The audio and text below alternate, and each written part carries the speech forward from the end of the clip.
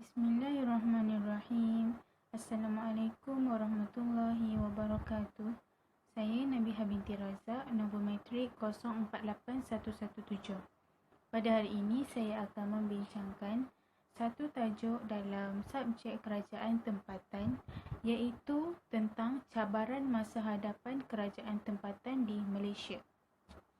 Baiklah, cabaran utama yang dihadapi oleh kerajaan tempatan terbahagi kepada 5 aspek. Yang pertama ialah aspek politik. Merujuk kepada asas pelantikan ahli majlis, ianya adalah berdasarkan lantikan oleh kerajaan negeri.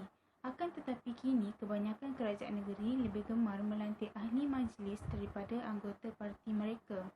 Perkara ini jelas telah membawa pelbagai masalah, bahkan telah menyusahkan penduduk di kawasan tersebut.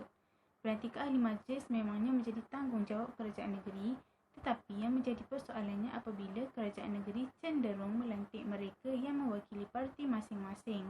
Maka timbullah permasalahan sama ada mereka yang dilantik itu mewakili parti ataupun mewakili penduduk tempatan di situ.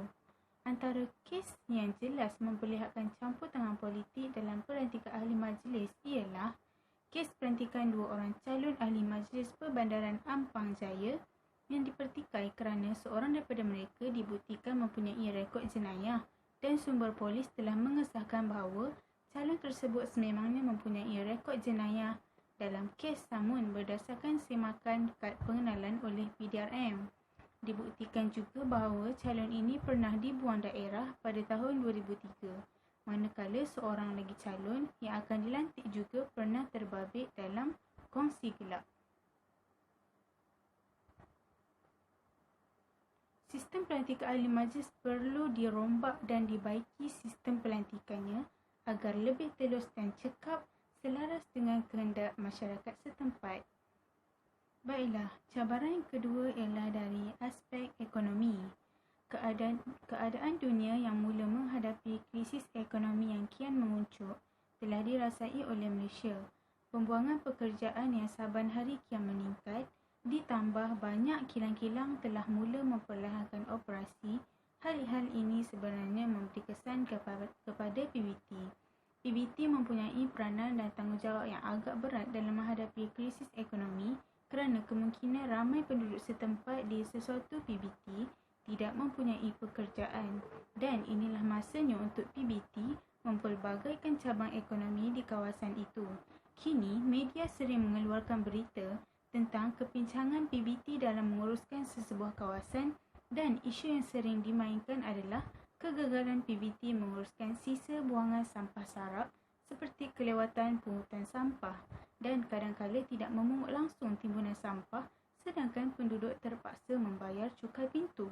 Penyebab yang biasa kedengaran berhubung perkara ini ialah kekurangan modal, iaitu wang, kerana semua pengambilan pekerja, pembelian lori sampah dan penyelenggaraan aset jentera PBT semuanya berkaitan wang. Sebenarnya terdapat banyak cara dan mekanisme untuk mengatasi masalah ekonomi PBT. Akan tetapi, semuanya ini bergantung kepada kebijaksanaan seseorang Datuk Bandar ataupun YDP dalam mengolah hasil-hasil PBT.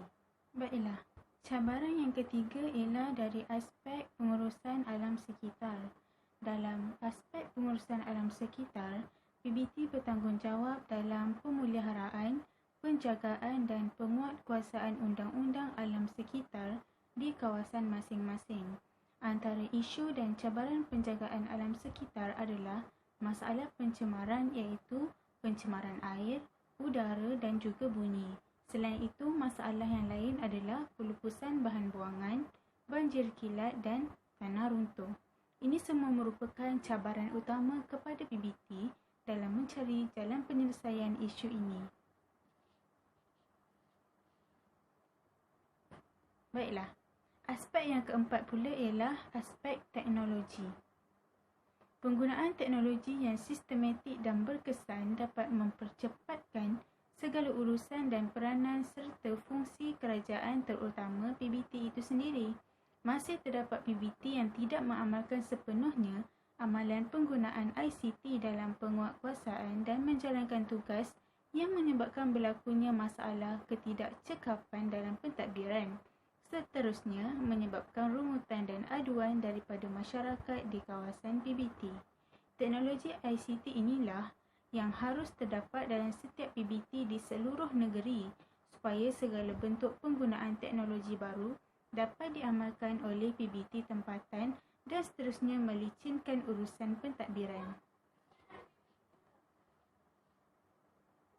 Dan cabaran yang terakhir ialah dari aspek sosial. Antara cabaran PBT dalam aspek sosial ialah kualiti hidup, isu perumahan, kemiskinan, gejala sosial, jenayah, masalah perbandaran dan juga kebanjiran pekerja asing. Ciri-ciri yang perlu dititik beratkan adalah kualiti infrastruktur sokongan dan kualiti hidup yang tinggi yang dihasilkan melalui penyediaan perumahan, pendidikan, rekreasi dan kemudahan kesihatan yang mencukupi. Kewujudan kumpulan pekerja asing menyebabkan masalah sosial berlaku, antaranya adalah jenayah pecah rumah dan rompakan sering berlaku yang melibatkan pekerja warga asing.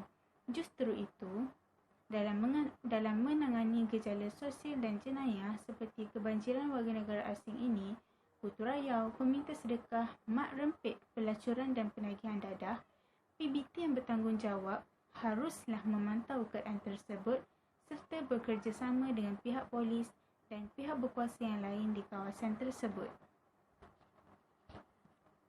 Baiklah, sekadar itu sahaja penerangan saya tentang cabaran yang dihadapi oleh kerajaan tempatan. Sekian, terima kasih. Assalamualaikum.